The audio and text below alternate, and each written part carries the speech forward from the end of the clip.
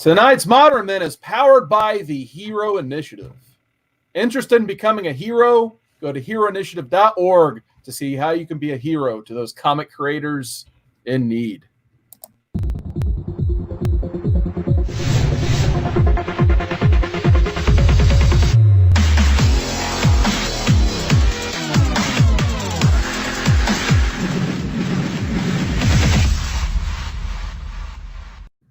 What is going on, guys? It's Monday once again. We're back live this week. No premieres here. It's live, pal. And this is episode 38 of Modern Men. Tonight, we're going to talk about some of those underutilized, underrated superheroes that you guys, well, maybe you don't love them yet, but hopefully maybe we can convince you to do so. Or you might agree with us. We'll see. Or you're like, that guy's overrated. I don't like that guy. So stay tuned for that segment. We'll be talking about what the Hero Initiative is offering on their merchandise webpage today. They actually have some really good ones, so stay tuned for that. And the poll winner last week, Old Man Logan, Mark Millar, Steve McNiven. We got a heck of a read that won last week. I think we got 5 good picks that you guys can vote on tonight going into next week. So before we get into the chat, I got to get into tonight's panel. And as usual, it's starting to get a complete curl with that gray part. Absolutely amazing. So, Andy, how's the beard today? Getting a little frilly at the ends here. It's about time that the barbershops should hopefully open back up here soon so I can get a professional. He's going to trim. I'm going to catch up. Here comes my opportunity. Drew, how you doing down there? My beard apprenticeship is doing okay. You guys can see I got a little red on my face. Had some sun today. Hung out by the pool. It's not sunburn. I'm just extremely pale. Comes with with my mid-European genetics, and it's an unfortunate side effect. My people were not meant for the fields.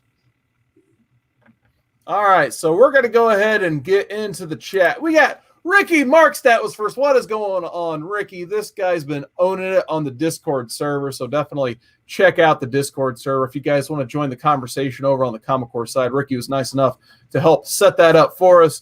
We got Barrett316 says he just joined the chat. We got the Great Legend Show, man. What is going on? He says, just finished the whole thing. Kick-ass story. And he said, let me also say the Marvel Unlimited app blows DC app out of the water. You're not wrong. I wish I could disagree with that, but I cannot. That thing, I was watching Doom Patrol the other day, and that thing just completely crashed at least twice in 3 episodes. So great content on the app. Thumbs down for the actual design of the app.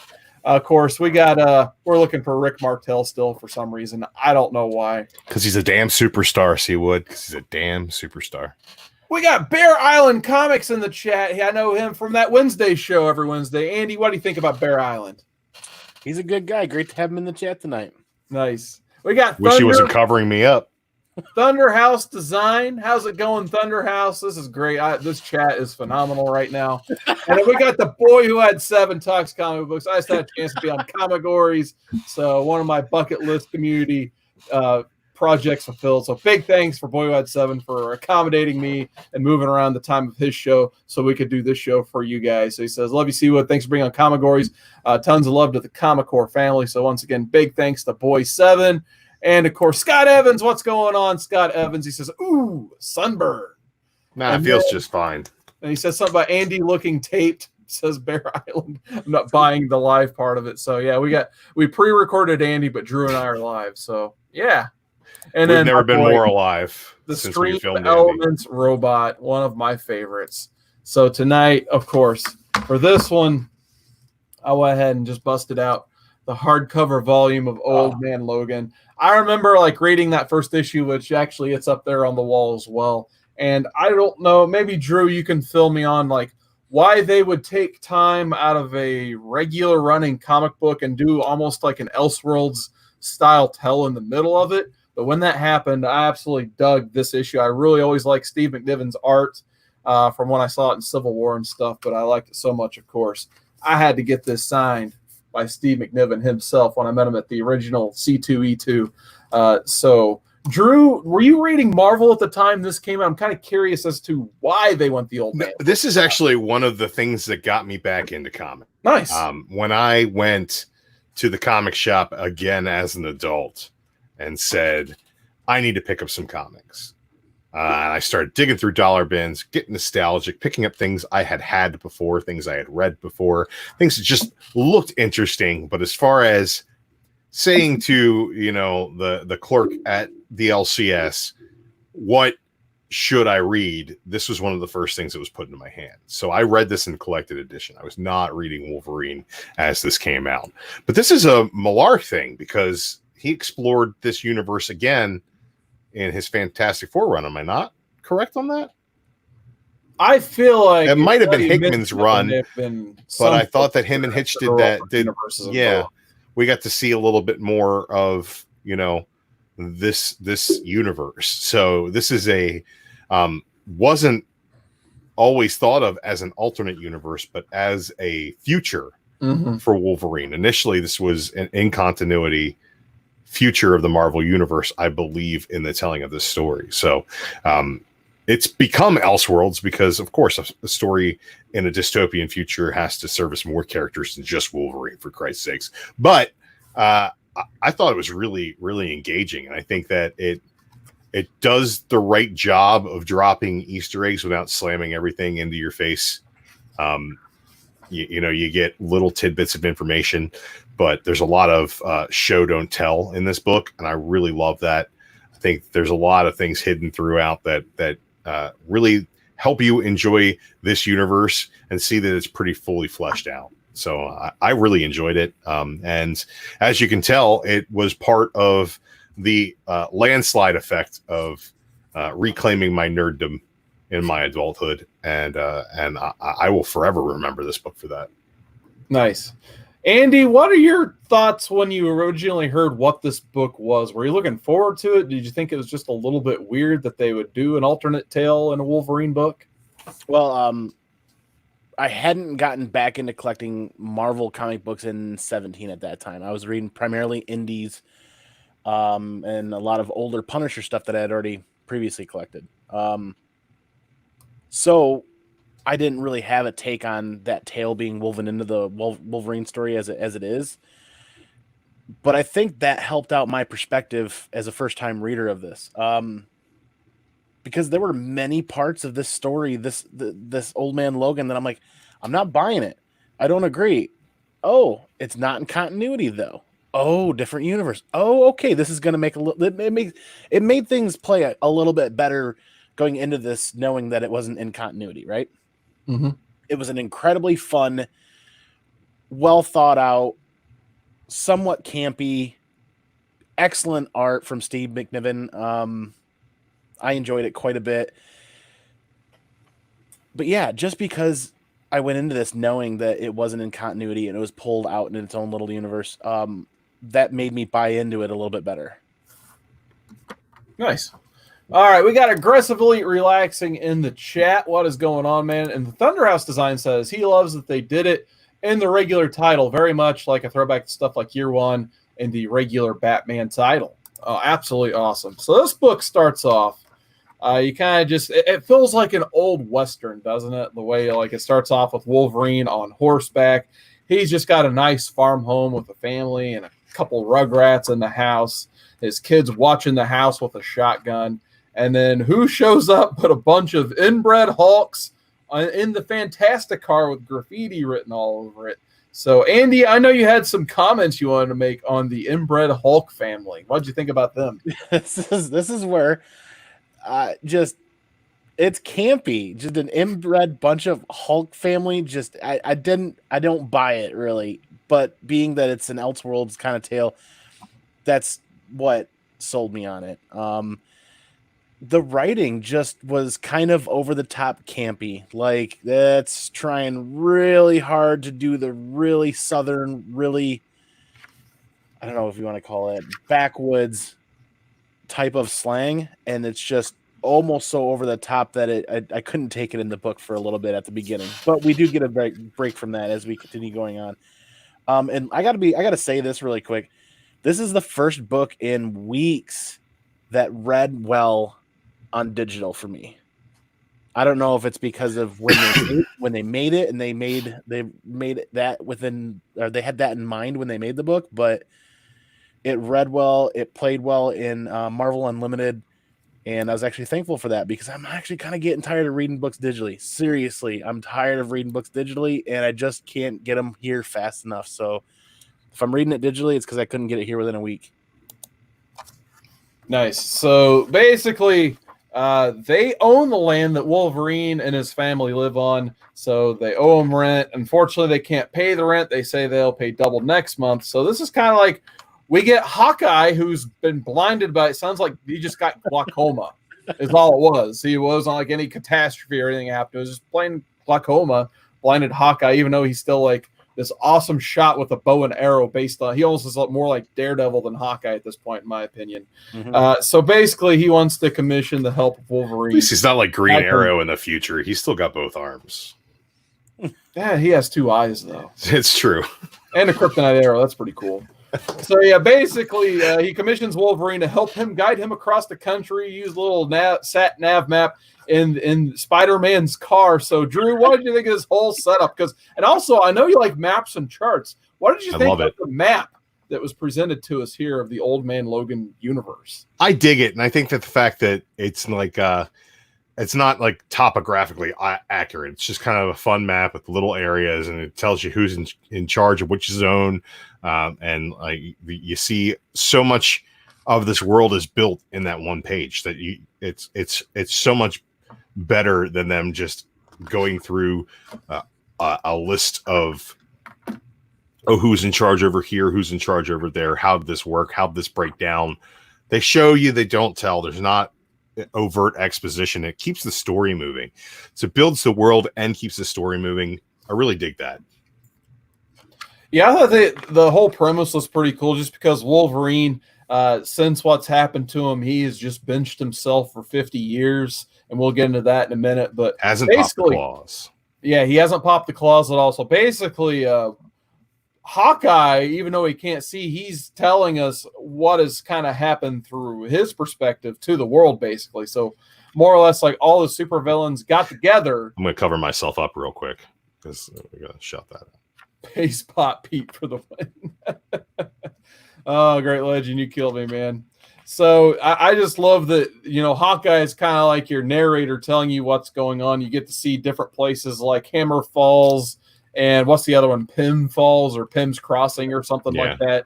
Or it's just like a giant skeleton of Hank Pym. And then later you get to see Loki because he got a skyscraper dropped on him and his remains are just hanging out.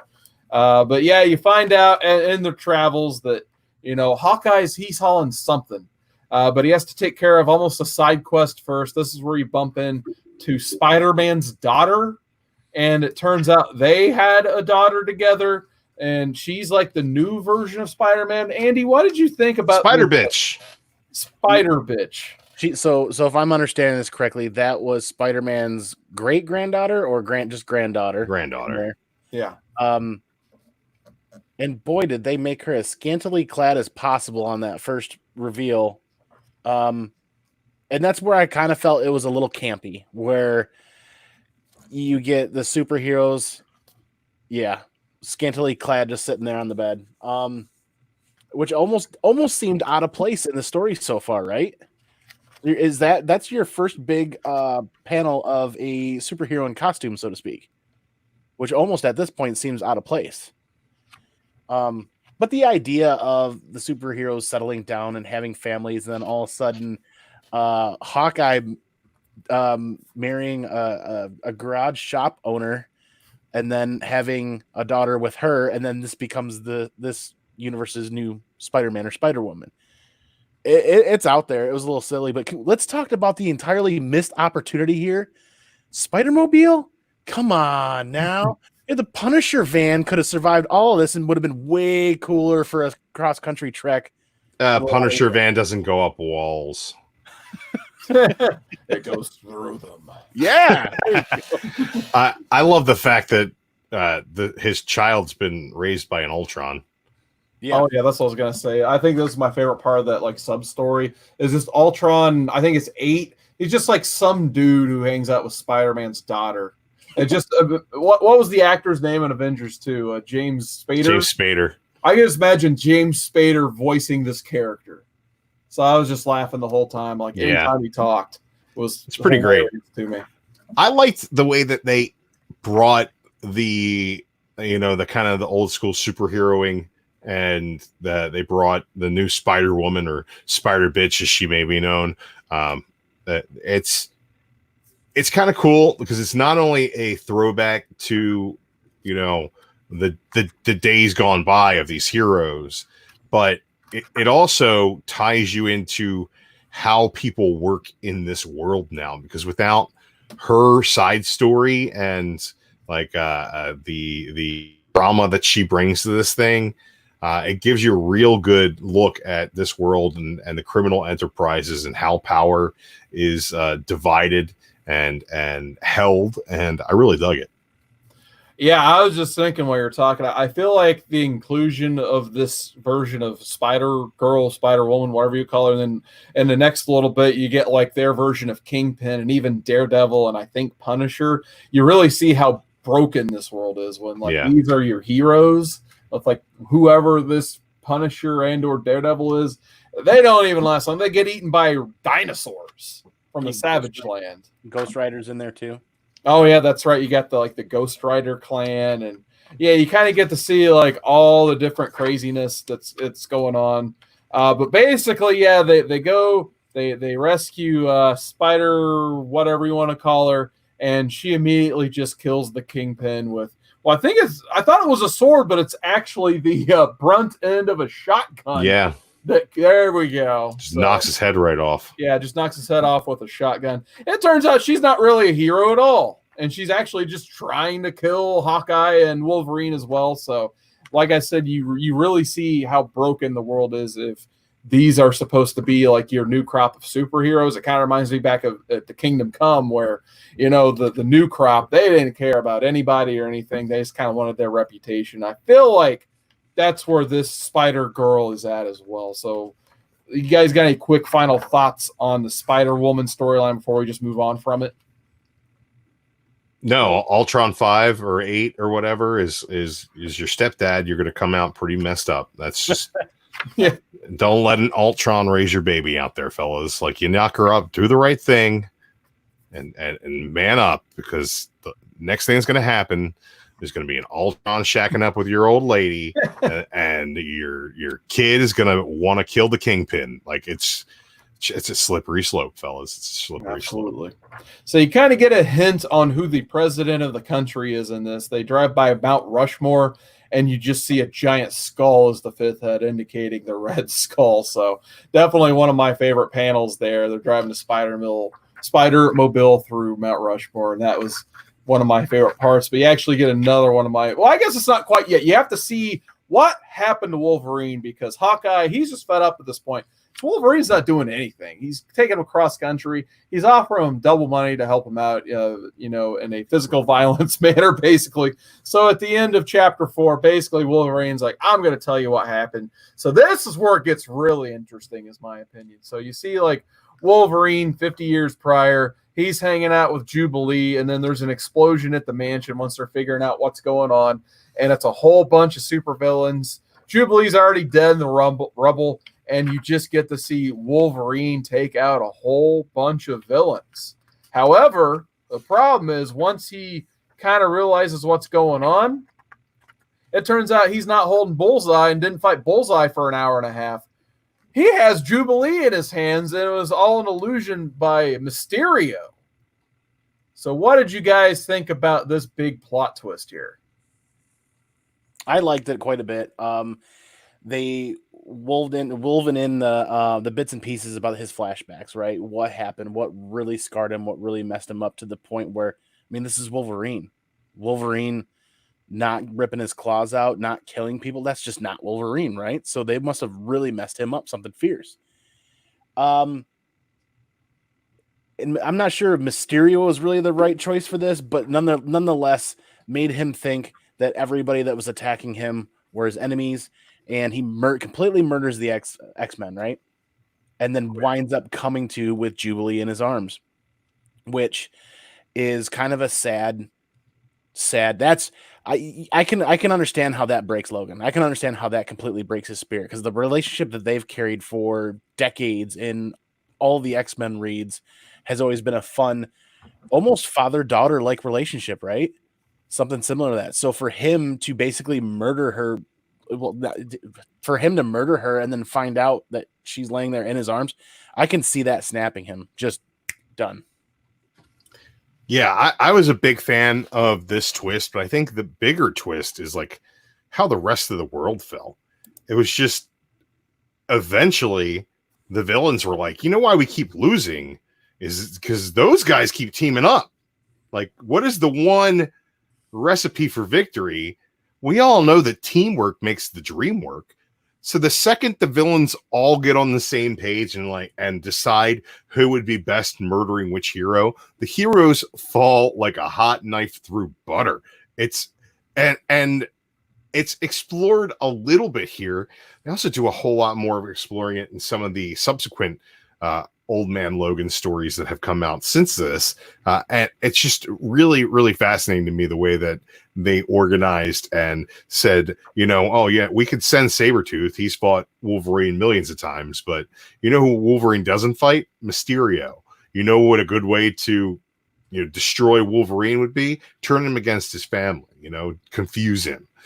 He's not the brightest bulb. He's you know, a weapon. You point him at something and he kills. So if we point him at his own friends, he'll end up killing them. It's a really well planned out event by all these villains, and not until Clint Eastwood gets back up on his horse do some of these villains start getting their comeuppance, which is the best part about this book, is how broken they make Wolverine and how much you understand that them breaking him, it's like he has nowhere to go now if you break him any further than absolutely snapping. I really dig that. I think it's a really great character study, and the hyper violence that comes out of this book, man, is some really great stuff. Yeah, absolutely. So as we keep going, by the way, I want to say hi to Kay Titus, all the way from Japan. How you doing, Kay Titus? And then we got William Bird. He says, I like the idea that villains would mix things up, much like Acts of Vengeance in the late 80s. Yeah, I think it's a great idea as well. But yeah, as you continue, they're going down. They encounter like this little kid who stole the Ant-Man hat or the helmet, and he's basically charging them 80 cents as a toll. And Logan's like, why would we pay that kid 80 cents? He's like, trust me, we got to steal the deal getting through this bridge for 80 cents. It just shows like a whole underbridge of skulls. So I like that part. And then that issue ends with a Venom T-Rex, or like a Venom / anti-Venom T-Rex. I can't tell if it's like both Venom symbiotes are on this dinosaur. It's a symbiote on a dinosaur, and that's cool enough for me. I'm not asking any questions. Absolutely. Yeah, same here. At this point, like halfway through, you just kind of accept it.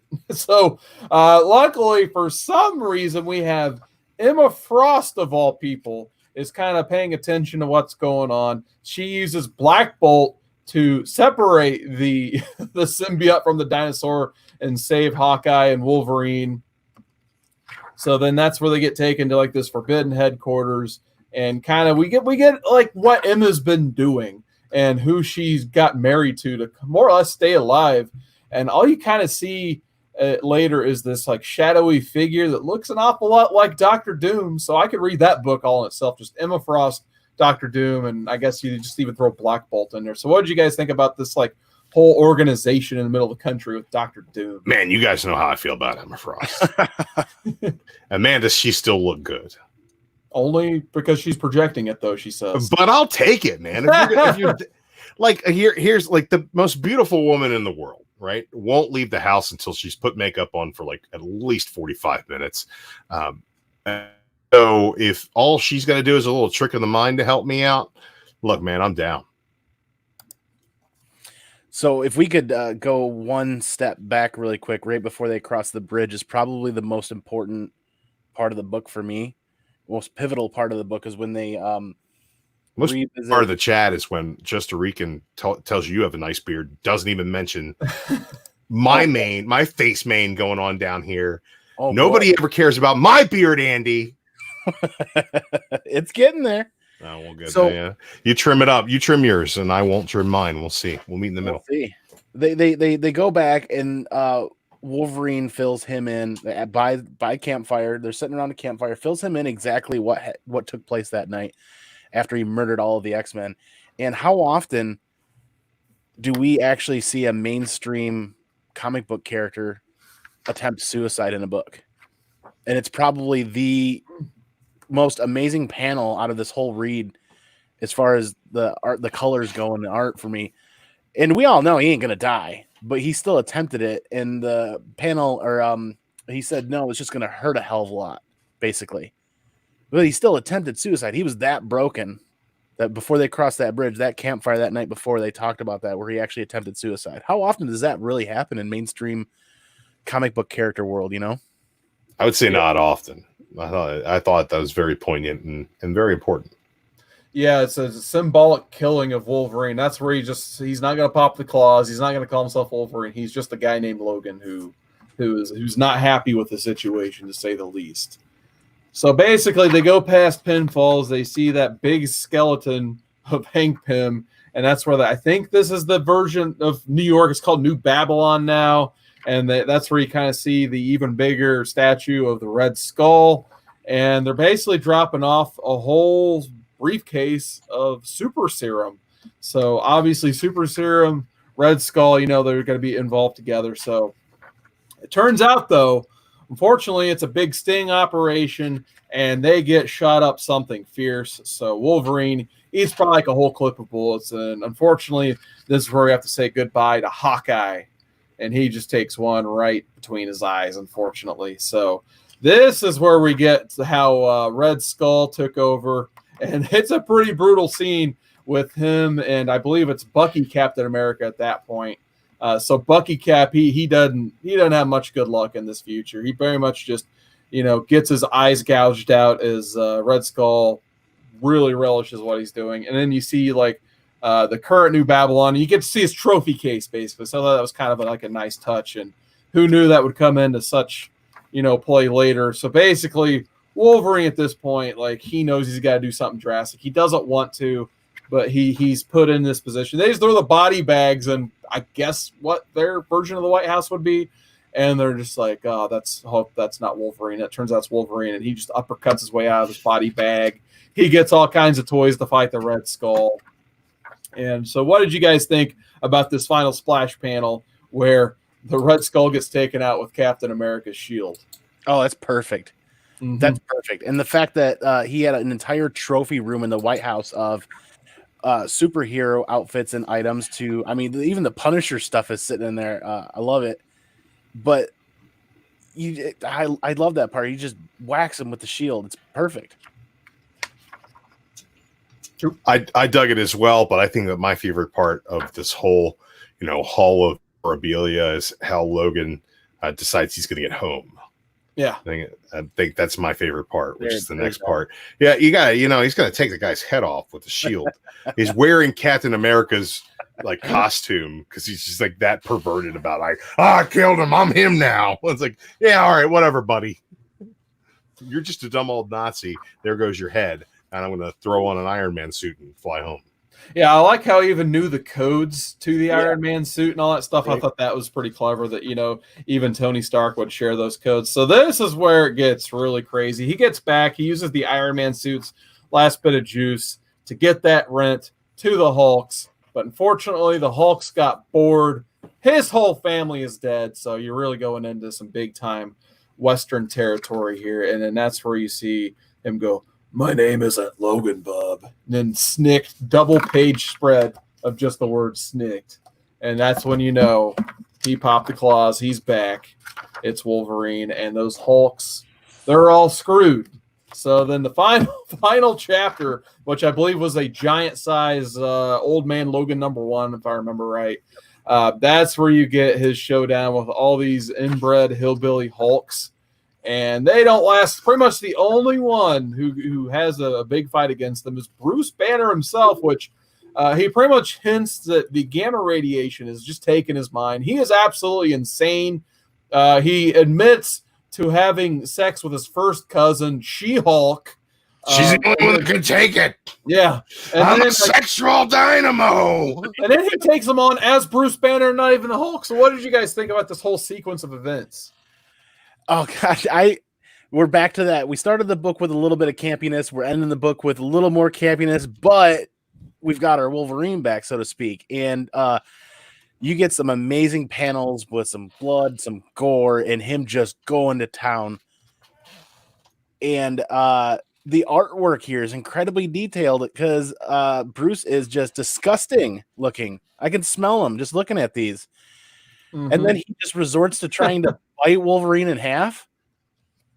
And my favorite panel at the very end, he just eats Wolverine and he's sitting down like, oh, I finally did it. I finally won. And we all know Wolverine's healing factor isn't quite what it used to be in this story. But after a little bit, he just blasts right out of him in the most disgusting panel delivered in this entire read. And it's just the best way to end this. Oh, yeah. You kill my family, I'm going to let you eat me and tear my way out from the inside. It's just amazing. Amazing. So pretty much after he kills all of the Hawks, save one little kid that's just was born, he pretty much has a funeral for his family with the small town they got going on. And you got to, Andy, if you want to show it, hopefully you upload it. He rides off into the sunset.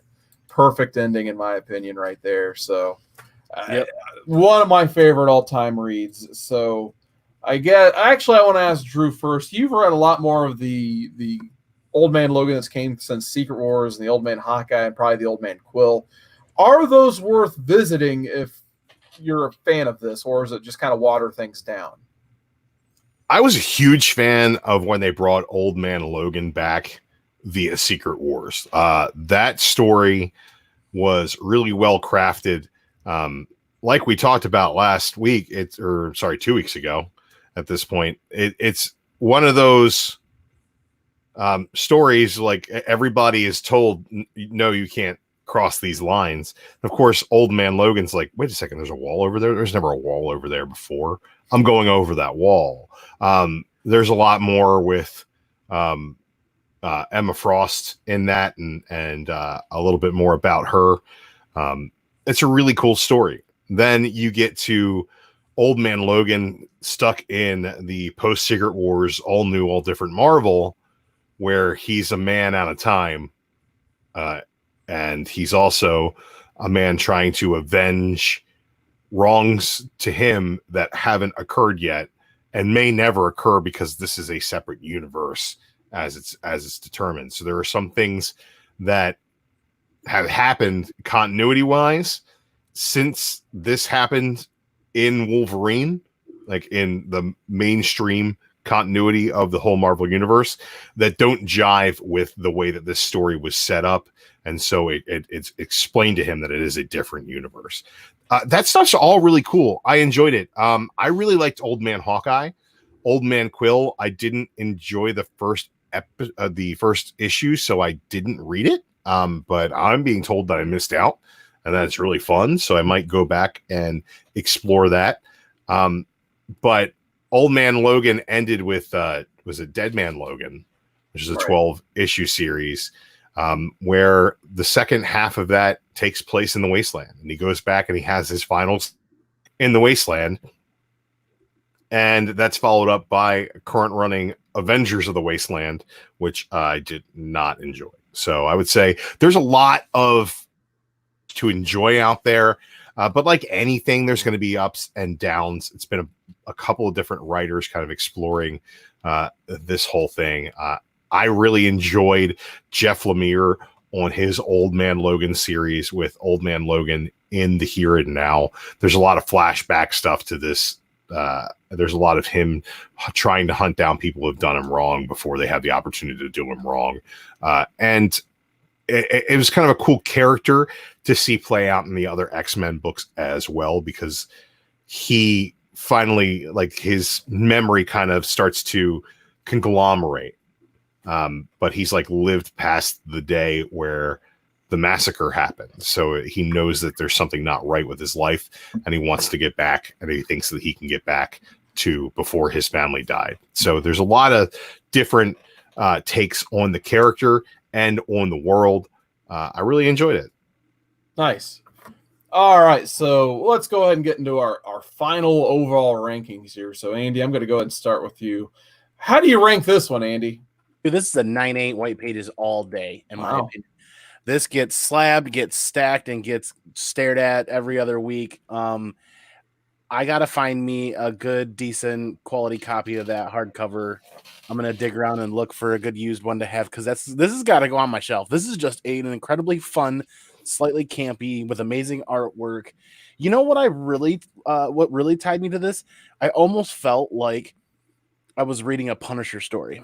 That gritty, dark, beat down, grinded down guy who's on his last strings, and just kind of like the aesthetics of the way Wolverine looked in this too. And then those last couple issues, I felt like I was really reading a Wolverine story. So this first half was fun, and it was really kind of like near and dear to what I like to read as far as the Punisher stuff, right? So 9.8 all day.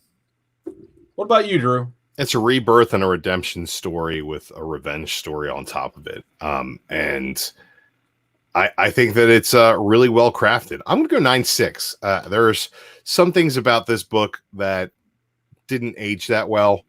But for the most part, it's pretty darn flawless. I enjoyed it.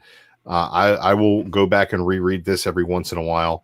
Full disclosure to everybody in the chat, I did not read this week. I read it like probably a month ago, so I wasn't going to reread it. I just flipped through it. So yeah, a really great story that remains one of the reasons I got back into comics.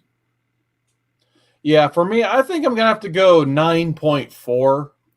Phenomenal art, of course. Steve McNiven knocked it out of the park.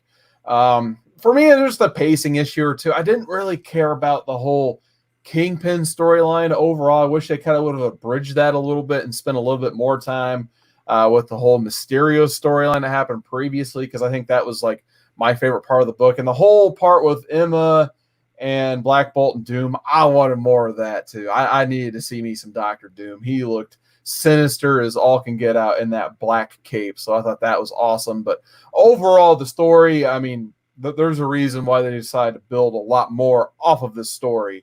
It definitely stands on its own, and I thought it was pretty cool they involved it in the main continuity Wolverine title for sure. Like I think it was Thunderhouse was saying it earlier. So highly recommended, of course. So definitely check this out if you guys have not had a chance to read it. All right, so this is the part of the show where we kind of pay tribute to our friends at the Hero Initiative. So I'm going to go ahead and get the screen shared up here, and we're going to show you what the Hero Initiative is offering on their website this week for creator interviews. So if you go to heroinitiative.org/merchandise, you can have a discussion with a few different people here. So for $50, a donation to the Hero Initiative gets you a chat with TV and comic writer Christopher Cantwell from Halt and Catch Fire, Dr. Doom, and Iron Man. You can get Declan Shelby. I always mispronounce his last name. Declan Shelby. Thank you. You can get a sketch and a chat for $225 donation. I mean, just for that sketch alone right there, that's probably going to be worth it. Looks like Fabian Nesietza is doing another comic book boot camp. So for $30. Good thing you can pronounce that one, because I can't. we're working as a team here. But you can get 1 hour with Fabian, and he's going to teach you a class basically on writing. So if I remember, I can't remember if Chad hosted the previous one, but he was telling me all about that class. So I thought that was pretty cool. Look at these last two here. So you got Tom King. You can get a Q&A chat with him for a $200 donation. And if I had the money to throw at one, I'd have to go with Dan Jurgens, one of my all-time favorite artists, the ultimate Superman artist, in my opinion, right there. So for $300, you get to have a chat with him, but you also get a sketch with Dan Jurgens. So you can't beat that, in my opinion. So or you can give us a $300 super chat so Seawood can go. I just get right back to the Hero Initiative. I had the pleasure of being a part of the Steven Orlando panel today with the Hero Initiative, and that was a really great group of guys there. They had awesome questions. Steve had awesome answers. It was a ton of fun. We did a lot of laughing. It's a very inviting, very personal format and setting. 4, 5, 6 people. They keep the panel small for a reason. Mm-hmm. Awesome. So let's get back into the chat, and then we're going to get into our next topic of the night. We got Luis Pagan Ponce says, Legend, what's up? Would be honored if you beta read my comic book series right up your alley. Let me know. So big thanks for stopping by, Luis. We still got Thunder House. Luis, we'll all read it. Send us a copy. We'll do it on Modern Men. Nothing more modern than a book that hasn't come out yet. Awesome. Let's see. I think Great Legend actually had a nice little segue into our next topic. He picked his top 5 because he had to roll out of here. So his top 5 were the most underrated or underutilized characters in comics today. So we got Ted Cord, the Blue Beetle. That was almost on my list too. So there you go. Now you can see Drew slightly better. I tried to fix it. So Ted Cord, I knew Jonah Hex was going to be on his list. Shazam, New Superman, Shazam! And Black Lightning needs a solo series.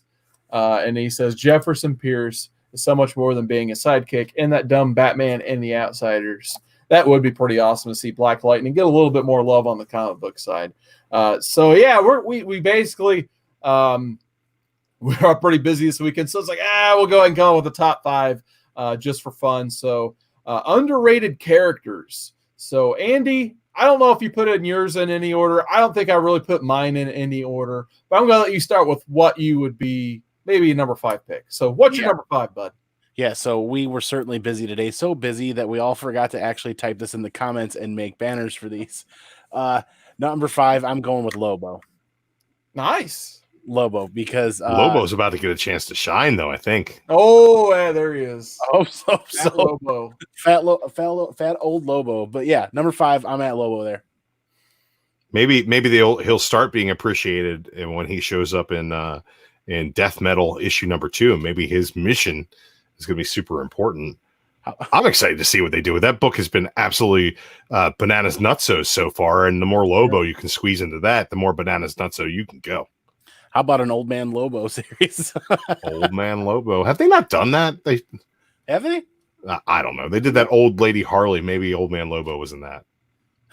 Bear Island's already getting his joke, and he says Andy's number 5 is Punisher, and his number 4 is Punisher. Who would have thought? Oh boy. Nobody knows list jokes like Bear Island. Yeah. This is true. Chris Barrett has a top 5. He's got Booster Gold. He's got Hawkman, Banshee, Solomon Grundy, and the Atom. Thunderhouse Design has another list up. He's got Martian Manhunter. He actually did almost make my list. Martian Manhunter is a solid pick in my opinion. Jonah Hex made his list as well. Black Orchid, Iron Fist, and here's a really good one. The Question. Yes. And I'm wondering if the StreamYards chat will ever catch up, but we'll just read them anyway. Drew, do you have a number 5? Yeah, man, Wonder Man. Oh, okay. Yeah, where's Wonder Man been at? They kind of brought him back at the end of that last Uncanny Avengers run they did, and he was part of, I guess, what was that? I always get him confused. The weekly Avengers series they were doing, where Hulk came back.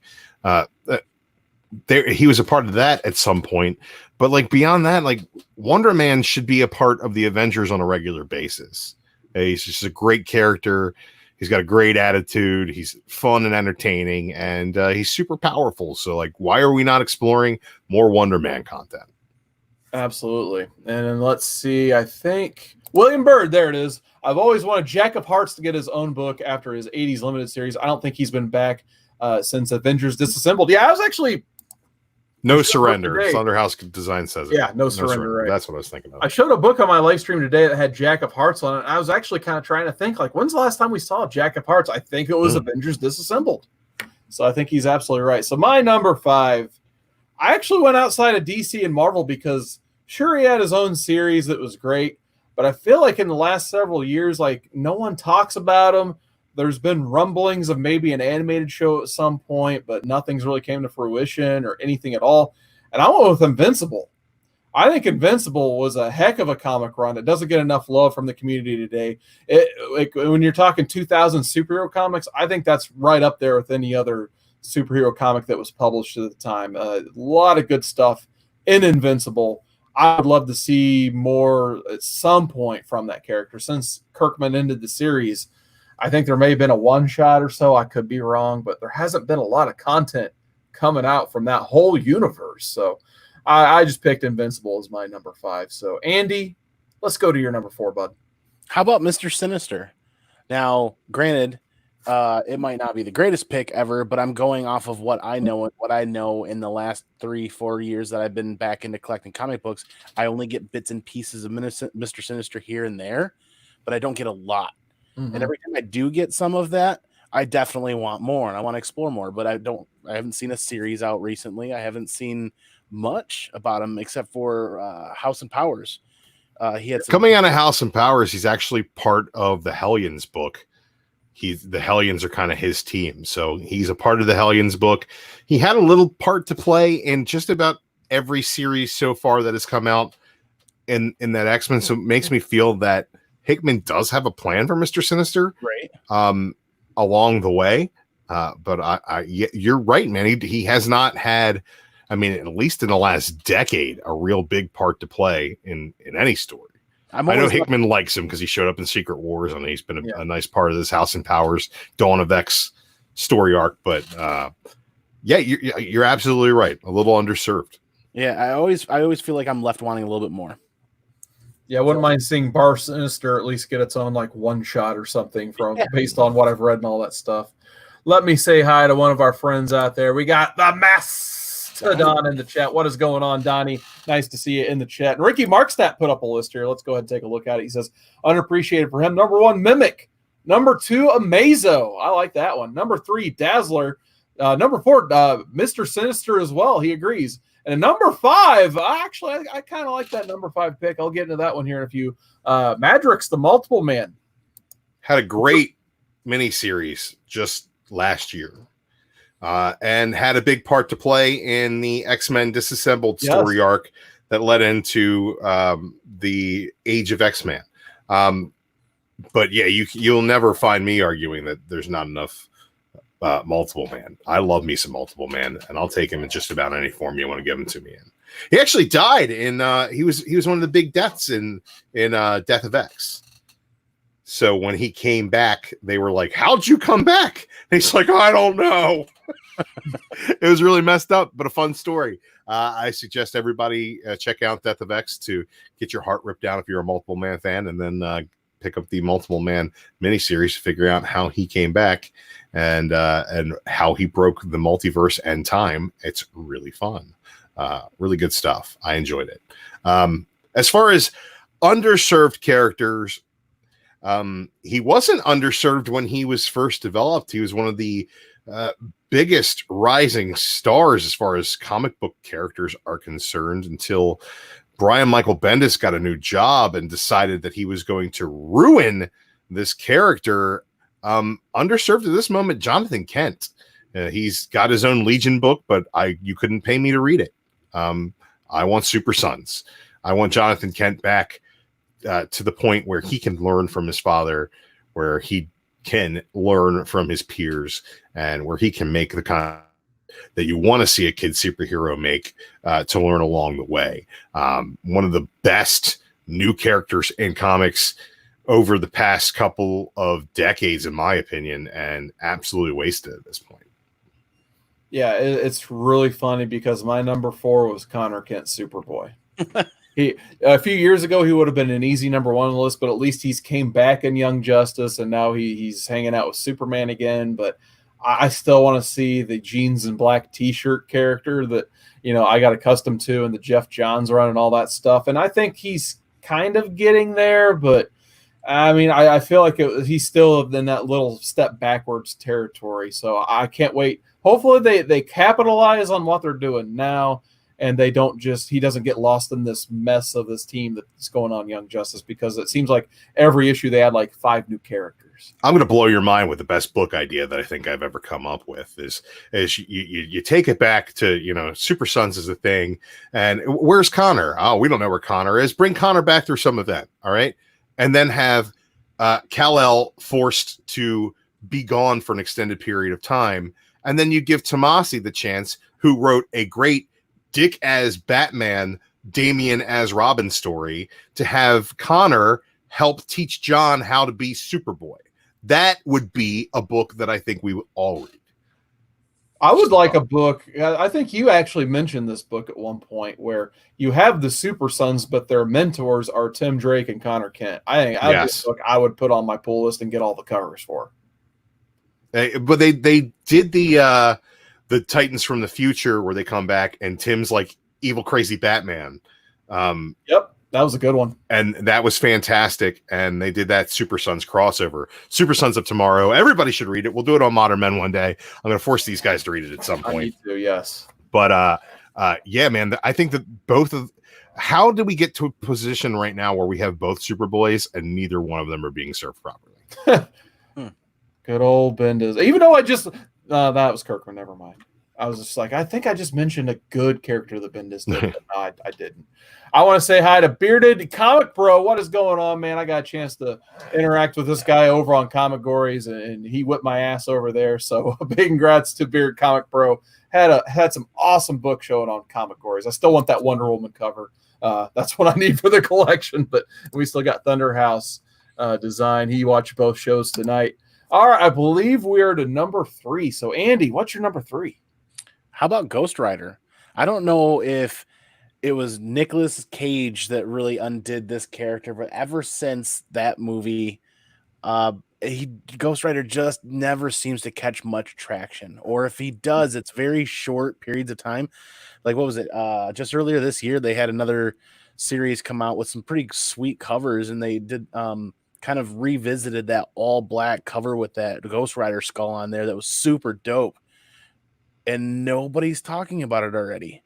It's gone. And there was even some speculation at the end of last year, I think, maybe the beginning of this year, about who's going to be the next big Ghost Rider character, if I remember correctly. And nobody's talking about it. The traction that Ghost Rider gains just never seems to stay for very long. And I'm not sure why. Did Nicolas Cage really just put a dupe on that character? Because that's what a lot of people go back and talk about is that movie and how not great it was. Yeah, you can't forget about him being, or was it Robbie Reyes being put in Agents of S.H.I.E.L.D. and then like no one cared at all because it was Agents of S.H.I.E.L.D., which it's a halfway enjoyable show, but it just never keeps my interest.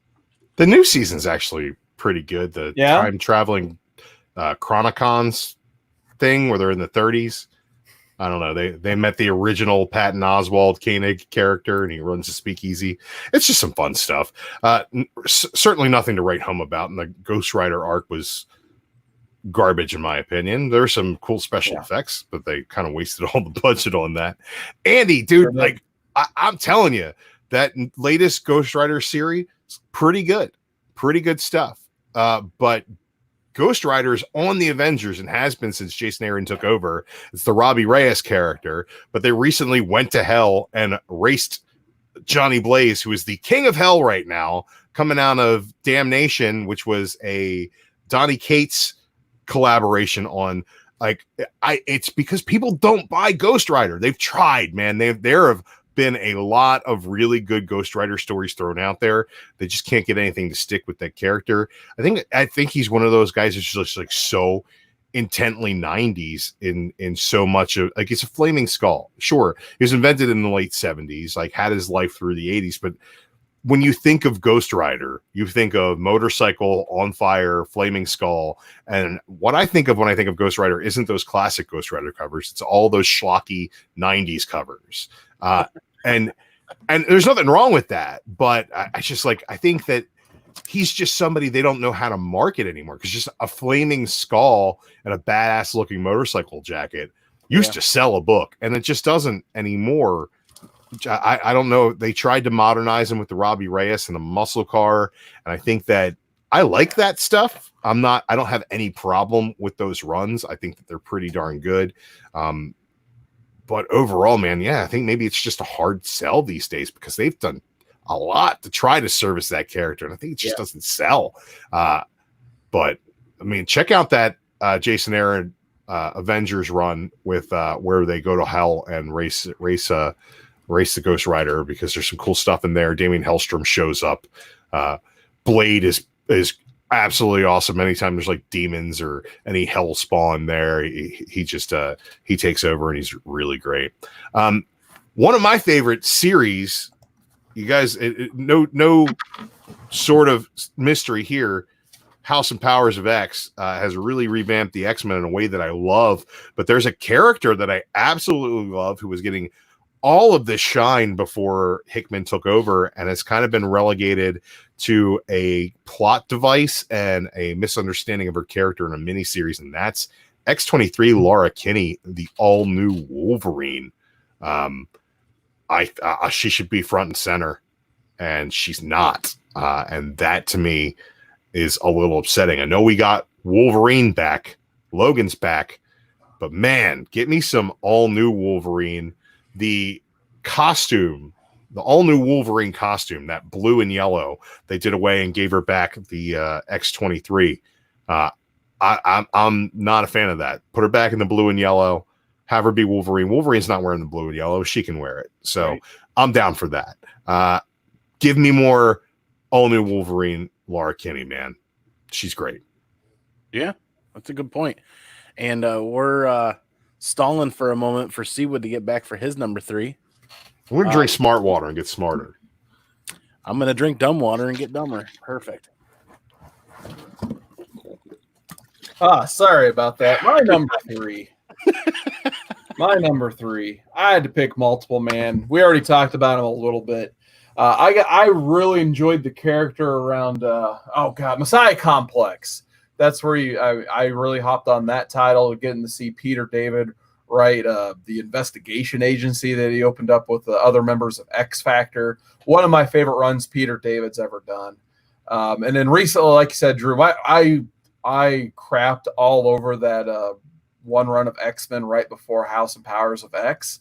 But the saving grace of that was where basically the remaining team was Madrix, and then Cyclops and Wolverine got back together. Basically, they were both formerly dead, and now like they're the remnants of the team. Is just like those. It's an amazing having them do team building activities when you can see the hatred in their eyes for each other.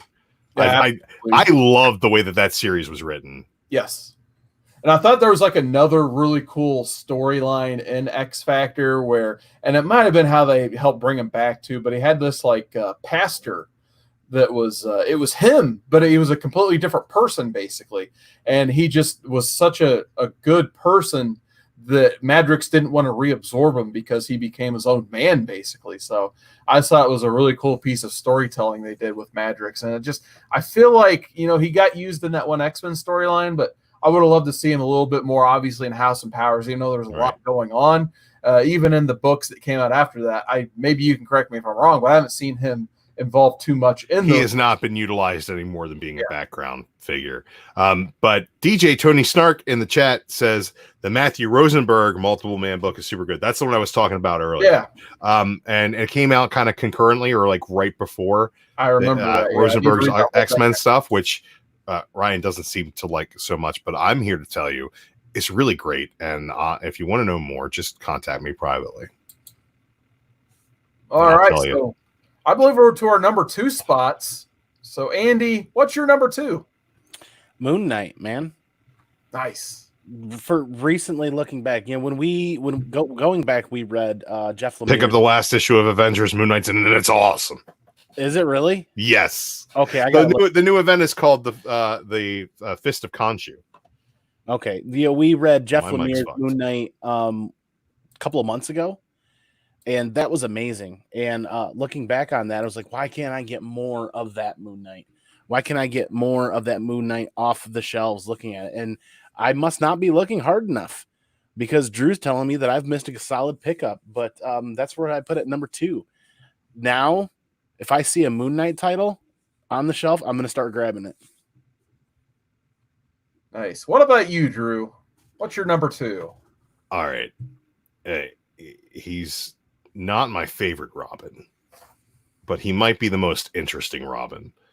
And now he wears a poop brown suit and they call him Drake.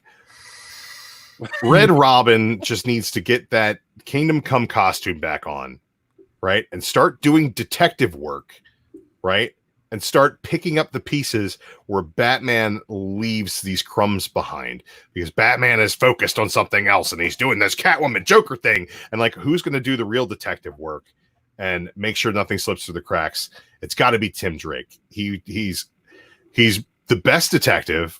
Batman will tell you that. He's a stellar fighter, and he's just an all-around good dude. There's like, every hero has that moment where they're a self-absorbed douchebag, except for Tim Drake, right? Tim Drake always cares about other people more. And I just wish that we had the opportunity to see a Tim Drake book. Like, just, you can keep doing this fucking Drake thing all you want, right? But just like, can you give me an Out of Time Robin story starring Tim Drake? Like, just give me something Tim Drake where he's being explored and utilized properly, man. Because she is, he is a stellar character. Was the Robin that I started reading as a kid. I didn't, I knew Robin died, and I knew that it wasn't Dick Grayson, and I knew Dick Grayson was Robin growing up because Batman cartoons and shit, but. The Robin that I started reading was Chuck Dixon on Tim Drake, and man, that was one of my favorite characters for the longest time. So I think that he's underserved. Let's just get some, like, even though there's a book with Tim Drake in it right now, you couldn't pay me to read it, and that's the kind of thing. Like, I read Young Justice issue 1, I was like, this is totally not for me. I didn't like the way that Tim Drake was being portrayed, and when they try to make him a virgin at some point, like. Come on, man. It's Tim Drake. He'd been slinging it. Yeah, I think they need to do their best to try to get that character back to James Tynion. I really enjoyed the detective run that they had, especially when they involved that Titans of Tomorrow storyline in there. But yeah, the Young Justice stuff, he's just in an overfilled pool of characters at this point, just like Connor was. So I hope those two at least maybe even take Impulse, Bart Allen with them. Just give those three their own book like it was supposed to be originally. Throw Cassie in there. Oh, wait, that's Young Justice. Not everybody else in that book. So, yeah, that's a frustrating time to be a fan of those 90s characters. It's like they're trying, but they're not trying in the right direction. They just keep adding more to it, and it just gets frustrating. So hopefully Bendis has a bigger plan for these characters, or he's ready to hand them off to someone who actually cares about the characters, like a James Tynion or somebody like that. But yeah, I couldn't have said it better myself, Drew. So my number 2, I had to go Booster Gold. He had to make my list at some point. He is one of my all-time favorites. Reading Heroes in Crisis wasn't the most fun story. I enjoyed a little bit of time. It's pronounced Cricus. Crickets here, yeah, crickets. Yeah, that's what I hate that story. But anyway, as much as I like Tom King, I did not like the treatment of Booster Gold and Blue Beetle in that story. I really think the last time he was written the last time he was written pretty well was that Jeff Johns Booster Gold with Jeff Katz was on there too. So that was a pretty solid run. Since then, they have not capitalized at all on Booster Gold. So he had a good run in the 2000s. With that, and of course, 52. Oh, wow. Okay. So for some reason, Chad has been blocked. So I think he said something about cowboy shit. But anyway, so that completely broke my concentration. Andy, what's your number 1, buddy? Oh, boy. If everybody in the chat had been wondering this whole time why I haven't picked Punisher yet, this is why. I have Punisher at number 1. I don't know what went wrong, where it went wrong, and why it went wrong, but the Punisher is just underserved more often than not, in my opinion. The writing has never been to the quality that I've wanted to see lately. The artwork, although amazing artwork as it is, just doesn't ever seem to fit with the story on any of the Punisher reads. We're talking a character that's like one of the all-time favorite Marvel characters, right? Punisher's up there with a lot of other characters. I mean, obviously, you're all-time. Right, yeah. But every time I go to grab a Punisher book, I'm left disappointed. Whether it's the quality of writing or the art just doesn't meet up with the story, or I I don't know. I'm left wanting a lot more, and I feel like he's just so underserviced. And didn't they just get Garth Ennis to come back and do that Punisher Soviet? Yeah, but that's probably going to get canceled. That's probably going to get canceled. And that writing, I felt like there was so much more to dip into and dive into and get deeper into that. And we'll see. Maybe it'll sell well enough that it'll survive. I will tell you this though, Andy. Is like every character, you're like, man, I wish I had more of this. I've read great stories about in the past couple of years, and I need to get you some of these books because honestly, the Rosenberg Kradansky Punisher run that just ended is probably my book of last year outside of any X-Men stuff. Just man, I really, really dug that. And did you read the War Machine stuff? The Punisher War Machine stuff? I need to. Man. Oh, dude, let me just sell it to you real quick. Like we're gonna get back on track in a minute, but I'm gonna sell you this book right quick, okay? The world has gone to shit, and Rhodey's dead, right? Well, he's not really dead, but he's dead, right? So Rhodey's dead, and who gets possession of the War Machine armor? But everybody's favorite duplicitous government pig asshole, Nick Fury. And what does Nick Fury want? Nick Fury wants somebody to utilize this weapon and be his weapon. So he says, who's better to wear the War Machine armor than Frank Castle? And of course, Frank Castle does the first mission, and then Fury's like, that's cool, now come back. And Frank's like, bullshit, I got people to kill. To the point where he sends the Avengers after him. And like, he's in a prison fighting Iron Man while he's just like setting like child molesters on fire. It's fantastic. It's really, really great. And it leads right into him giving up that Punisher armor or the Punisher War Machine armor and being an enemy of the state, which leads to him going to Baglia and fighting with Zemo, and it leads to him coming back to the United States and forming a team with Moon Knight and Night Thrasher of all people. It's so fucking good. Punisher has been so great. I'm sending you a stack of books. Send me your address at the end of this. I'm sending you a stack of books. I ain't going to sell them to you. I'm going to take them right out of my box. I'm going to mail them right to you because you need to read them. Oh, that is an order, sir. Okay. So William Bird has a hot take for you here, Andy. He says, I never felt Punisher should carry his own book. Stephen Grant and Mike Zeck did a couple nice stories, but he isn't a hero. He's a tragedy. Oh, come on. Read the Frank Castle, baby. I like that. Read the 90s War Journal and War Zone and read Volume 2. Excellent reads. That's what really builds Frank Castle and builds Punisher over those decades. I was going to wait for Drew to exhale here to ask him his number one. I'm going to go back to the well. My number 3 was All New Wolverine, Laura Kinney. And man, was she great. But her book was even better. And since House and Powers X, there's been one sighting of this character who is the greatest new hero of the decade. And her name is the Honey Badger. The Honey Badger. Gabby the Honey Badger has not appeared more than one time. One appearance in, was it Cable number 1? She's alive. She's on Krakoa. She's happy. But my God, do I need to see a little kid Wolverine slicing and dicing things with reckless abandon with Jonathan the Wolverine, her pet. She's got a pet. It's so great. It's absolutely adorable. It's absolutely hilarious. If you read X-Men Red, Honey Badger's commentary was the best part of that book. It's just Honey Badger. Man, she don't give a fuck, and I give a fuck about her. You know, I want her back, and I want Gabby, and I want Laura out there fighting to stop cloning. That's what just needs to happen. It just needs to happen, man. I like Thunderhouse Design's idea here. He says they need to have Frank Castle just traveling around the country like the 70s Hulk show, different crimes in different places. I would actually really dig that if it was like a TV show or run. That sounds like a great idea. So kind of where I thought they were going with Punisher on Netflix for a little bit until they were a quarter of the way into the second season. They announced they were going to end it and wrap it up and it just be done. Yeah. But I my think that number fell into the same trap that a lot of those do, and those characters were way better in the Daredevil show than they ended up being in their own.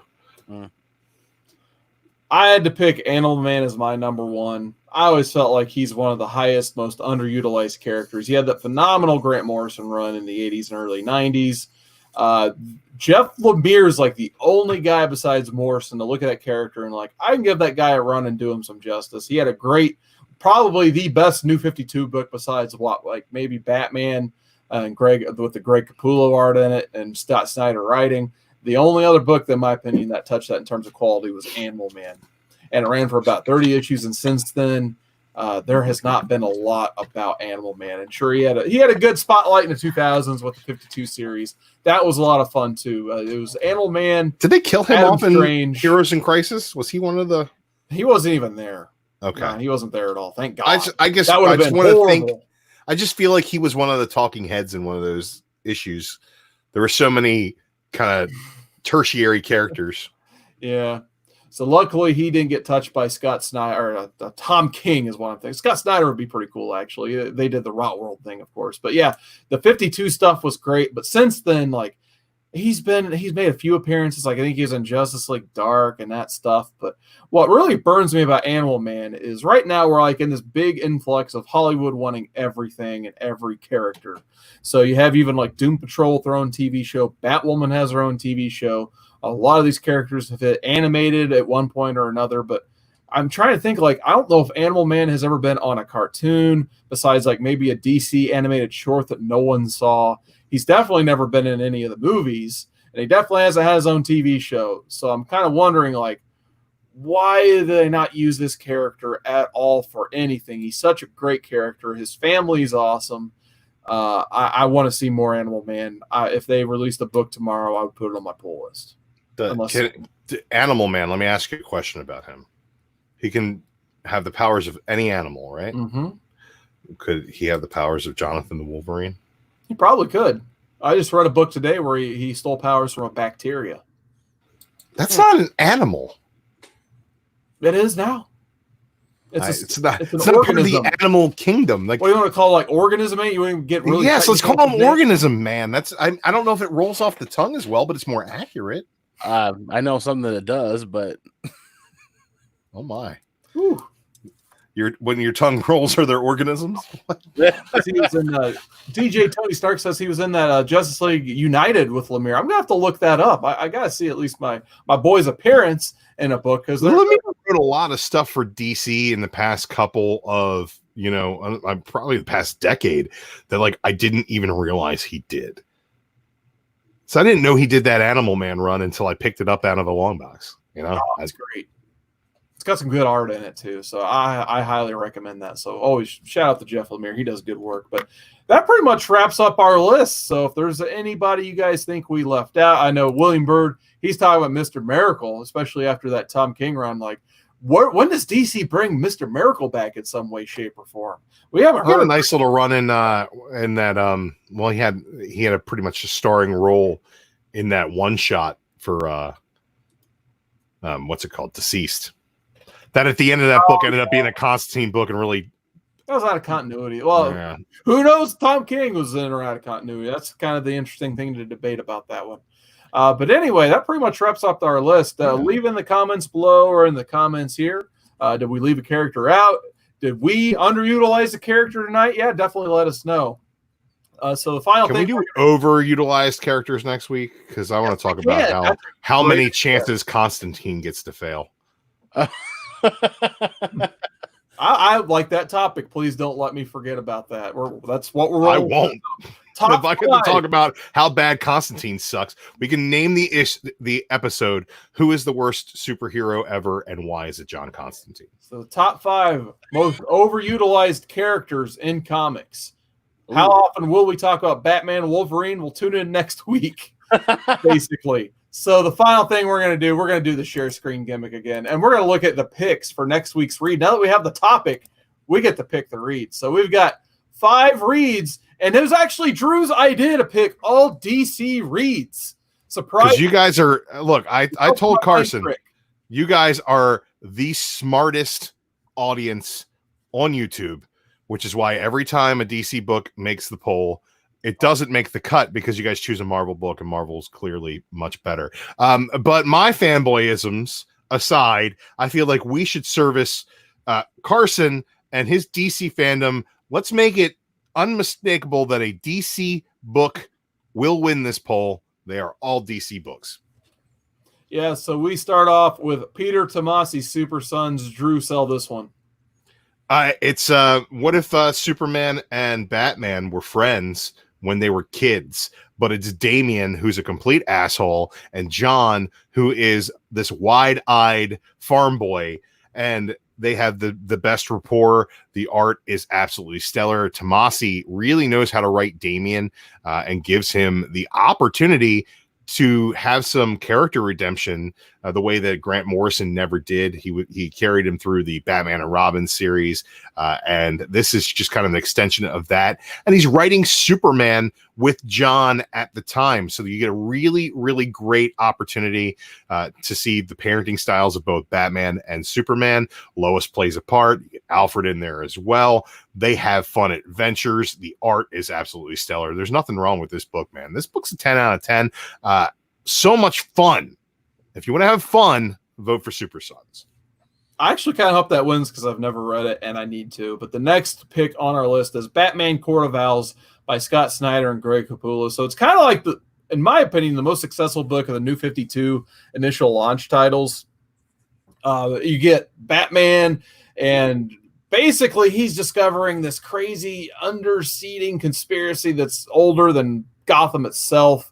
And yeah, you get some awesome Greg Capullo art. So like it's his big return into, normal comic books. I was going to say from Spawn, which I'm not a huge Spawn fan, but it was nice seeing him on not Spawn. So, and he's been on Batman ever since, basically. So it's what really kicked off this current world of DC comics we live in. So if you're Stark mentioned it, it's a classic, basically. Yeah, you're talking modern classic Batman. It goes Black Mirror and this. Ooh. Like that's what I would say. Yeah, that's the one too, Scott Snyder. They're both Snyder stories. So I think that this is probably a little easier for people to get a hold of than Black Mirror, even though you get that digitally, I'm sure. But if you're like Andy and you want to hunt down single issues, that's a big investment, my friend. I know Bear Island's rooting for that one. I might vote for that too then. Next up, my personal pick I had to put on this list, Teen Titans by Jeff Johns. My personal favorite Teen Titans run. It's one of the runs that got me back into comic books. It features not only the old guard of Titans where you got Cyborg, Starfire, and Beast Boy, but you get Connor Kent, Superboy, really discovering who he is and his place in the world. I think it's his strongest story. If you guys ever want to know why I really like that character, I think this Teen Titans run is really where he shines. But you also get Tim Drake. Robin is on the team with him, and he really starts to take that team and make it his own. Cassandra Sandsmark, Wonder Girl, is an awesome counterpart to those two characters. And you get Impulse becoming Kid Flash right before your eyes. One of my personal all-time favorite runs. Let's talk about servicing the characters that we just decided were unserviced. That Teen Titans run is definitely going to focus. How you do it right. Exactly.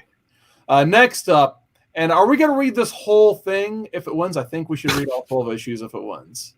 Mr. Miracle by Tom King. So we talked about the best and worst of Tom King in this show, even though I don't know how or why that all came up. Booster Gold, I guess. But anyway, we're going to talk maybe Tom King's best, Mr. Miracle, Mitch Gerard's phenomenal story from start to finish. I wouldn't mind. I think that's going to win, and I wouldn't mind if that won, to be honest. Andy, have you had a chance to check out Mr. Miracle yet? I have not. So I think particularly you would find that very interesting. Okay. I think if Mr. Miracle doesn't win, we make a Tom King poll. Okay, I'm good with that. But Andy, then everybody's going to troll me and vote for Heroes in Crisis. I think this would be your favorite of these five, personally, Andy. Interesting. My last one, Booster Gold by Dan Jurgens. So Drew and I, within the last year or two, I guess, we each found Booster Gold number ones from the first appearance, which we talked about Dan Jurgens earlier as well, with the Hero Initiative meetup and that stuff. But it's like, hey, we never really sat down and read that run. I have the hardcover. I think Drew has the first run. I want to check out Booster Gold because I love me some Dan Jurgens. I love me some Booster Gold. It's kind of mandatory that I read that at some point. So, Drew, do you have any final thoughts on Booster Gold? Yeah, I sat down and actually read the first couple issues. I got like what's all 25 or 26 issues of Booster Gold Series 1 because I got a deal on the first issue, and I paid what I paid for the first issue. What I should have paid for the first issue, I paid for the whole run. So I'm excited to finally sit down and get more than 3 or 4 issues into it. And that would definitely be one that I mean, I wouldn't be mad about rereading or reading any of these stories. I think that they're all great, and I think that everybody's going to get a chance to read something great no matter what it is. So, hey, man, read them all and then come and see which one wins. That's if you got time for it. Nice. All right. So that's our poll for next week. We'll be talking about overrated, underutilized heroes and whatever wins that poll. So before we sign out, Andy, where can people find you? Yeah, you guys can find me here every Monday night on Modern Men. You can find me occasionally on the Wednesday show, which is a hilariously good time with Alec and Bear Island and Comics Misexplained and John's Comics with Kids. Also, more importantly, this week, special announcement, the Thursday show this week, Andy Given Thursdays, is strictly going to be in a community appreciation show, meaning that everybody in the live chat is going to have a chance to win something. We're doing, I think we've got 5 prizes, and the only way to win these prizes is to be there, be present. We're going to do a wheel. It's going to spin it with everybody's names in there that's participating in the live chat. And the last prize that we're going to give away is going to be a slab, and it's going to be a pretty cool slab. So we're going to do that episode as a community thank you, community giveaway. We're going to highlight the Hero Initiative. We're going to highlight the gentleman from Outcast Comics who has donated some of these prizes, and we're going to highlight his charity organization that he donates 10% of his earnings to as well for veterans that have issues with PTSD. So Thursday night, come for a good time to talk comic books, but also come to win some stuff and be appreciated for everybody that puts their time in to hang out with us and helps with ideas and helps with being a part of the fun. So I'm really looking forward to that. And I've got my own little channel. Check that out if you think about it. That's awesome, Andy. I can't wait for that. That's congratulations, man. That's cool. Thank you for organizing that. Drew, where can people find you? You can find me on my channel. It'll probably be in the description below if Andy set this video up. So he does the good job doing the work What have things. I got to put your stuff in? Oh, no, I'm not trying to say that you don't. I'm just saying that Andy has been killing it lately. Good job, Andy. Picking up the slack. I tell making you what, sure we got tags and descriptions and You're the one who's been all links. day getting sun and not reading Old Man Logan. Yeah. So when was I supposed to get off my ass and do that stuff? No, Andy did it. That's awesome. Good job, Andy. You're the best. Look, I'm just saying, follow those links. I'm sure there's a link to the Instagram account. Follow us there. I'm sure there's a link to the what's it called? The Twitters. If you like the tweets, right? Tweet at us. We like to tweet at you. Just hit our retweets, and I'll tell you you're a good person for it. You can find us on Facebook. We have a Facebook page, guys, where you can like that page and then get exclusive Facebook content, like small clips of the review video that I did this week for the YouTube channel is available one at a time on that Facebook page. And we're going to keep those coming at you, those kind of things to keep some variety across the board. And you can join us on Discord as well if you want to, talk to the people, man. Talking at the people is what we do. You can do it through the Discord. And beyond that, just like have a good time. Mm-hmm. I said the other day on my video, and I like this, I think I'm going to keep saying it, is that there's something on the Comic Corps for everybody. Stick around and find out what exactly it is we have here that's for you, because there's something here for you guys. We got different shows every night of the week, and I might show up on any of them and hijack things because I got passwords. You can find me, search CWoodard19 on Twitter, Instagram, and of course YouTube. I put out not Tuesday night live stream on a Monday afternoon because, hey, I got to work tomorrow. I'm not going to have a chance to do it, and I wanted to get all these 5-cent books sorted. So if you want to see what in the world did I find for 5 cents in the year 2020, you can go view that video right now. It's already up. I also did the podcast Comics of the Atom with Mike Green today, and it's already up on iTunes, and hopefully will be up everywhere else very soon. So check out the Audio Boom link below for more coverage on Animal Man, so that's why I had Animal Man on the brain anyway. It's getting better. That run is. I cannot wait to finish that read. And then, yeah, just check us out here. Shows on the Comic Corps tomorrow, 10 p.m. Eastern. You're going to get the Golden Guys every single Tuesday. Wednesday, you get the greatest show ever with Bear Island, who's been hanging out in the chat all night. Andy will probably be the laugh track there. Alec, Whitewell Comics, who just released a T-shirt line, so check him out as well. John's Comics with Kids. And Gone Too Soon, Comics Was Explained. Thursdays, Andy Given Thursday, 10 p.m. Eastern every Thursday. He just told you how awesome that show is going to be. And then the most unpredictable show on the internet, the Friday Comic Corps Roundtable show featuring myself, Drew, and a bevy of others. Great Legend show, Cat Run Figures, and Chad R., who is finally unblocked in the chat. Congratulations, Chad. Chad R. also ignoring my beard while saying great things about Andy's. Like, this is becoming... It's literally, it's got a point. It's highlighted now. On point. It's on mine pointy too. On point. It's highlighted. So my last announcement before we hit the bumper. Thanks, Bob Roll, by the way, for the bumpers as usual. Oh okay, I don't need to move Chad's comment. Okay, fine. Thank you. July 13th. Sorry, I couldn't remember the date because the comment was in the way. So July 13th, it's a Monday, of course. We're going to be reading and dedicating an entire show to Why the Last Man. Andy better not read it on any other channel because it's going to be his first time reading and checking out Why the Last Man. He is a huge Brian K. Vaughan fan, and this is one of the reads that are mandatory for his reading list. So we're going to make sure he reads that on July 13th. Before you hit that bumper, yes, I cannot wait for this. I will not be able to read it on any other channel. I finally found all of the hardcovers for $50 in an auction I won. Damn. Nice. Baby. And it got shipped media mail. So I won the auction. The item originated from about 2 hours from where I live and went all the way to the East Coast via media mail. And I won it 2 weeks ago, and it still hasn't left the East Coast to come back here. So now I'm worried if I'm going to get it on time. East Coast, Beast Coast, baby. Sounds like George Brown's delivering the books himself at this point. But the road to WrestleMania comes through the East Coast. And then you gotta... All right, guys. Well, big thanks for the chat for joining us tonight. We'll see you next week. Big thanks, guys. Take it easy.